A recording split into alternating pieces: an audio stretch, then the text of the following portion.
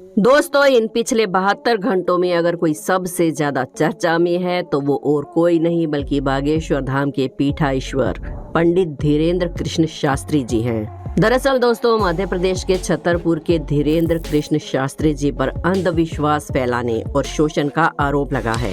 महाराष्ट्र के अंधश्रद्धा निर्मूलन समिति के राष्ट्रीय संयोजक श्याम मानव ने शास्त्री जी पर लोगों में अंधविश्वास फैलाने और शोषण करने का आरोप लगाया है। श्याम मानव ने शास्त्री जी पर उनका सामना न करने और वहां से भाग जाने का भी आरोप लगाया है। तो क्या सच में पंडित धीरेन्द्र कृष्ण शास्त्री ने लोगों में अंधविश्वास फैलाया, उनका शोषण किया और आखिर क्या है पूरा सच? आइए जानते हैं आज के इस वीडियो में।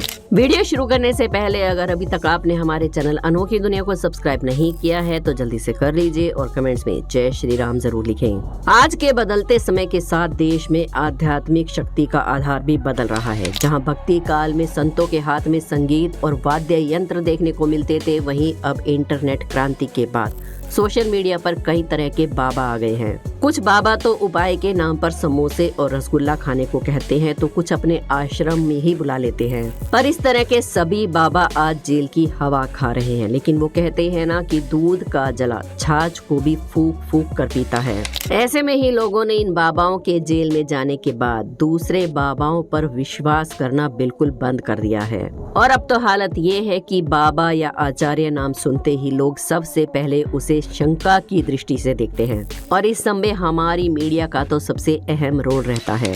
ऐसे में अचानक से एक बाबा आजकल लोगों के बीच में काफी प्रचलित हो रहे हैं और लोग उन्हें भगवान का रूप या स्वरूप भी मान रहे हैं। तो वहीं कुछ लोगों का कहना है कि ये भोले भाले लोगों को सिर्फ लूटने का एक जरिया है।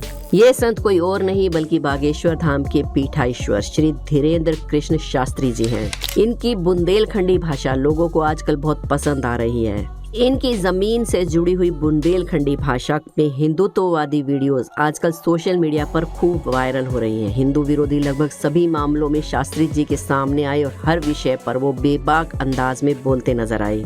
यूँ तो जब भी कोई भगवाधारी बेबाक अंदाज में सनातन धर्म के उत्थान के लिए कुछ बोलता है तो उसको दबाने के लिए नए नए लोग सामने आ जाते हैं और ऐसा ही कुछ यहाँ भी हुआ। जैसा कि हम सबको पता है कि बागेश्वर सरकार अपने भक्तों की परेशानियों को दूर करने के लिए दिव्य दरबार लगाते हैं, जिसमें कभी वो लोगों के भूत प्रेत भगाते हुए नजर आते हैं तो कभी बालाजी सरकार के भक्तों की समस्याओं को दूर करते हुए नजर आते हैं। ये तो हम सबको पता ही है कि जब भी उनके पास कोई अपना दुख या समस्या लेकर आता है तो महाराज जी उसके बिना बताए ही उसकी समस्याओं को पहले ही एक पर्चे पर लिख देते हैं और साथ ही उसकी समस्या का उपाय भी उस पर्चे में हनुमान जी के आशीर्वाद के साथ लिख देते हैं। ये सब देखकर शास्त्री जी के शिष्य और वो लोग जो इनकी वीडियोस देखते हैं सब हैरान रह जाते हैं कि आखिर एक इंसान ऐसा कैसे कर सकता है। शास्त्री जी लोगों के मन की बात किसी एक निश्चित जगह पर ही नहीं लिखते बल्कि वो देश के अन्य राज्यों में भी अपना दरबार लगा चुके हैं। जहाँ पर भी वो अपना दिव्य दरबार लगाते हैं वहीं पर बिना किसी से पूछे हुए वो उनकी समस्याओं को पर्चे पर लिख देते हैं। ऐसे ही 7 और 8 जनवरी 2023 को महाराष्ट्र के नागपुर जिले के रेशमबाग ग्राउंड में उनके दिव्य दरबार का आयोजन किया गया था। उनका दिव्य दरबार वैसे ही चल रहा था जैसे हर जगह चलता है, पर यहाँ कुछ ऐसा होने वाला था जिसकी कल्पना खुद शास्त्री जी ने या फिर उनके शिष्यों ने भी नहीं की थी। नागपुर के दिव्य दरबार में लोगों की समस्याओं को चमत्कारी रूप से ठीक होते हुए देखकर कुछ लोगों ने इस बात की कंप्लेंट पुलिस में दर्ज करा दी कि शास्त्री जी लोगों के बीच में अंधविश्वास फैला रहे हैं। अब आप सोच रहे होंगे कि इतना बड़ा आरोप लगाया किसने? दरअसल ये आरोप महाराष्ट्र के अंधश्रद्धा निर्मूलन समिति ने बागेश्वर सरकार के ऊपर लगाया था। आपको बता दें कि ये समिति अंधविश्वास और जादू टोना के अगेंस्ट काम करती है और अंधविश्वास फैलाने का ये आरोप इस संस्था के संस्थापक श्याम मानव ने लगाया था। उन्होंने पुलिस के पास जाकर वीडियोज रिपोर्ट भी दर्ज कराई। श्याम मानव का कहना है कि शास्त्री जी के खिलाफ जादू टोना एक्ट के तहत मामला दर्ज हो और धीरेन्द्र कृष्ण शास्त्री जी को गिरफ्तार किया जाए। समिति की ओर से ये भी कहा गया कि अगर बाबा जी ऑन कैमरा ऐसे चमत्कार मेरे सामने करके दिखाएंगे तो मैं उनको 30 लाख रुपए भी दूंगा और उनसे माफी भी मांगूंगा।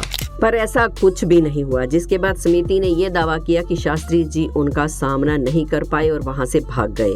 जब ये बात शास्त्री जी को पता चली तो उन्होंने मीडिया को अपना इंटरव्यू दिया। शास्त्री जी का कहना था कि ये धर्म विरोधी लोग हैं। उन्होंने कहा कि उन्हें किसी भी प्रमाण पत्र की जरूरत नहीं है। समिति के 30 लाख रुपए के इनाम के लिए शास्त्री जी ने कहा कि जो 30 लाख वो हमें देने के लिए कह रहे हैं, वो रुपए समिति के लोग गरीब कन्याओं के विवाह में लगा दें। उसके बाद समिति द्वारा दिए गए चैलेंज को शास्त्री जी ने एक्सेप्ट कर लिया और उन्होंने 20 जनवरी से 21 जनवरी को छत्तीसगढ़ के रायपुर में दिव्य दरबार लगाया, जिसमें उन्होंने नेशनल स्ट्रीम मीडिया को अपने दरबार में बुलाया और साथ ही उन लोगों को भी दरबार में आने का आमंत्रण दिया जो कि बालाजी के इन चमत्कारों पर विश्वास नहीं करते। शास्त्री जी के दरबार में मीडिया से लेकर वो सभी लोग आए जो बागेश्वर सरकार के चमत्कारों पर विश्वास नहीं कर रहे थे, पर अंधश्रद्धा निर्मूलन समिति के संस्थापक श्याम मानव, जिन्होंने शास्त्री जी के खिलाफ पुलिस में कंप्लेंट कराई थी, वो इस दरबार में नहीं आए। जी हाँ, आपको बता दें कि 20 और 21 जनवरी के दिव्य दरबार में पूरे भारत से करीब 5 से 6 लाख लोग रोजाना आते थे, जिसमें से शास्त्री जी ने मीडिया वालों को खुला चैलेंज दिया था कि आप इन सभी लोगों में से जिसे भी लेकर आएंगे उसका पर्चा मैं पहले से ही बना दूंगा, और हुआ भी ऐसा ही। आपको बता दें कि इन 2 दिनों तक चले इस दिव्य दरबार में ना जाने ही कितने लोगों को लेकर व्यासपीठ तक आए और शास्त्री जी ने उन सभी का पर्चा बना दिया, वो भी पूरी तरह से सही। लेकिन मीडिया वालों को तो आप जानते ही हैं, उन्हें किसी बात पर भी विश्वास नहीं होता, हर बात पर सिर्फ शंका ही करनी होती है। जिसके बाद शास्त्री जी ने मीडिया वालों को भी व्यासपीठ पर बुलाया और उनके पर्चे बना दिए। इसके बाद तो मीडिया वालों की भी बोलती बंद हो गई। वैसे धीरेंद्र कृष्ण शास्त्री जी पर ऐसा आरोप पहली बार नहीं लगाया गया है, पहले भी कई बार उनके ऊपर इस तरह के आरोप लग चुके हैं और मीडिया वाले उनका इंटरव्यू लेने के लिए भी भेस बदलकर दरबार में कई बार आ चुके हैं, लेकिन शास्त्री जी उन्हें हर बार पहचान लेते हैं और मीडिया वालों को वहां से उल्टे पैर ही भागना पड़ता है। अभी तक जितने भी मीडिया वाले भेस बदलकर शास्त्री जी का स्टिंग ऑपरेशन करने आए, वो उन्हीं से प्रभावित होकर उनकी जय बोलकर ही गए। शास्त्री जी के सामने अगर कोई झूठ बोलता है या फिर कोई सच्चे मन से नहीं आता है तो बागेश्वर सरकार लाखों की भीड़ के सामने उसके झूठ को लाते हैं। शास्त्री जी ने अपने इंटरव्यू के दौरान कई बार बताया है कि वो लोगों से 1 पैसा भी नहीं मांगते। लोगों की जो श्रद्धा होती है वो खुद ही उन्हें दे जाते हैं और वो उस पैसे को सदुपयोग में लाते हैं। दरअसल छतरपुर के बागेश्वर धाम में रोजाना विशाल भंडारे की व्यवस्था की जाती है। साथ ही हर साल 108 गरीब कन्याओं का विवाह शास्त्री जी खुद निशुल्क करवाते हैं। बागेश्वर धाम में लाखों भक्त जो भी चढ़ाते हैं अपनी खुशी से और अपनी मर्जी से दान करते हैं, क्योंकि जो भी बालाजी सरकार के बागेश्वर धाम में एक बार सच्चे हृदय से जाता है, बालाजी के आशीर्वाद से उसको कभी भी किसी भी चीज की कोई कमी नहीं रहती। नेशनल स्ट्रीम मीडिया के सामने तो उन्होंने खुद को सच्चा हनुमान भक्त साबित कर दिया है, पर ये तो आप जानते ही होंगे कि इस दुनिया में टांग खींचने वालों की भी कोई कमी नहीं है, लेकिन वो क्या सोचते हैं ये उनकी समस्या है।